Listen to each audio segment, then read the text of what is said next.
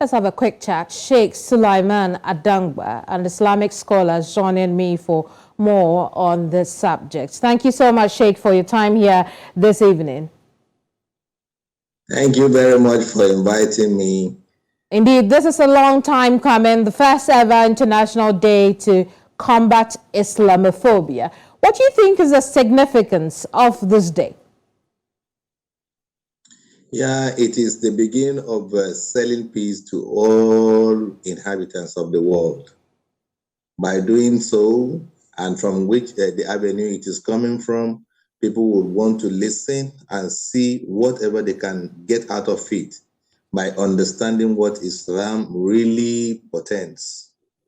So Islam is a religion that has come to wipe away corruption from the surface of the earth, and people on the surface of the earth love to be corrupted. So because Islam is there and is going to change them, they now give the religion a new look, as a look of saying that, oh, this religion is a religion that is going to destroy the world.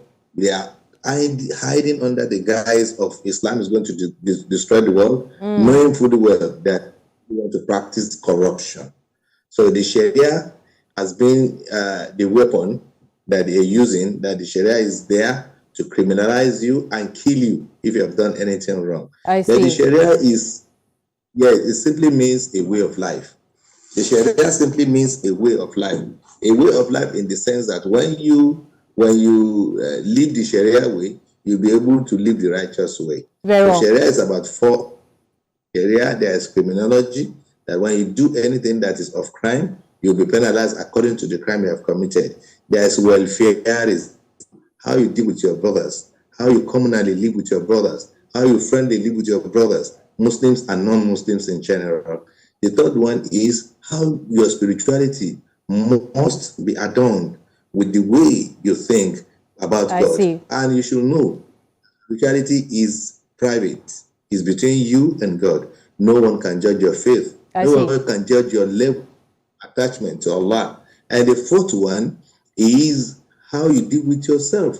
So Islam has a way that everybody must learn how to deal with himself. Your line of thinking, of behaving, and everything. So this is Sharia. It's very well. Now, sometimes it is such that one has to look at the past to be able to address the future. So here are two things I want us to look at. How and why did we get to the situation where Islam was wrongly associated with terrorism, which subsequently caused Islamophobia? Now, let me first tell you that Islam is against terrorism from its core.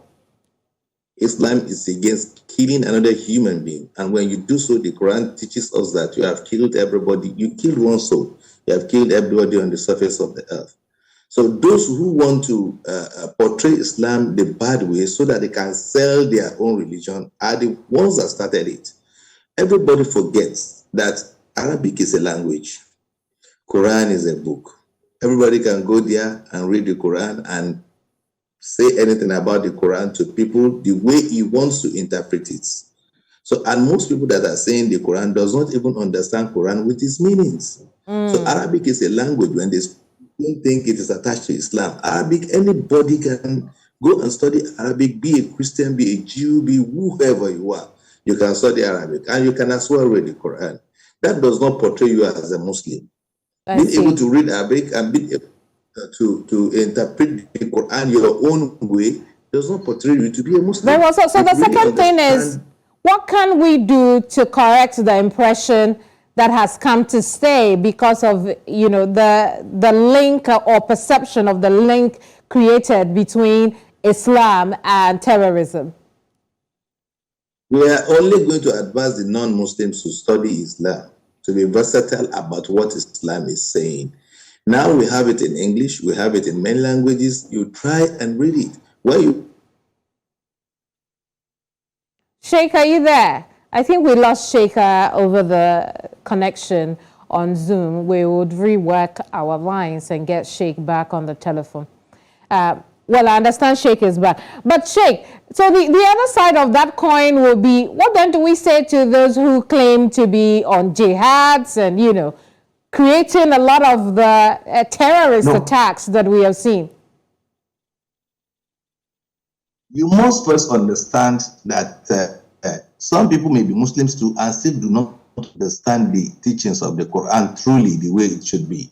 So from that aspect, you see some people practicing Islam in the extreme way.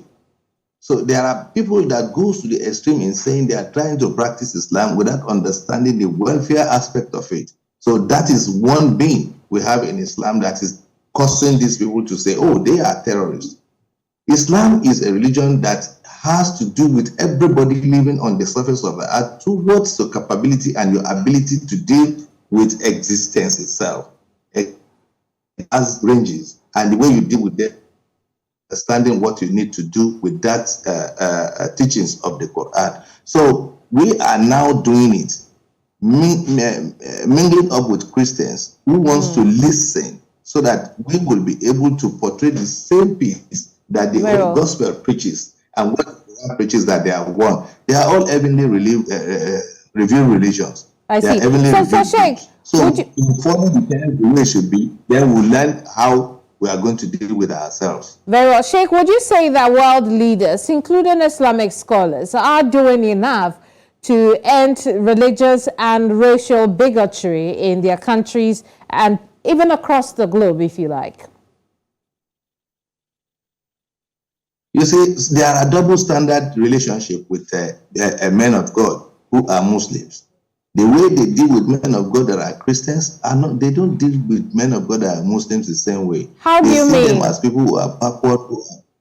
Yeah, I will tell you. You see, when you sit down in a place and there's going to be an occasion that belongs to the government, that they are going to bring in a Muslim leader and a Christian leader to speak, they would rather bring a Christian leader to come and speak without allowing the Muslim leader to come and grace the occasion.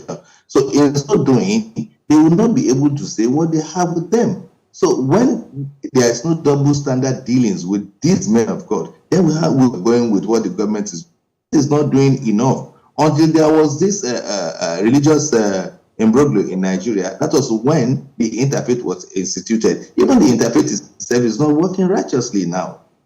So what I'm doing is that we engage with the South Korean interfaith-based organization, and we are Muslims and Christians together. Islam really teaches about humanity and what Islam really teaches about. Thank you so much. Sheikh Sulaiman Adangba is an Islamic scholar, and we've been discussing the subject of Islamophobia.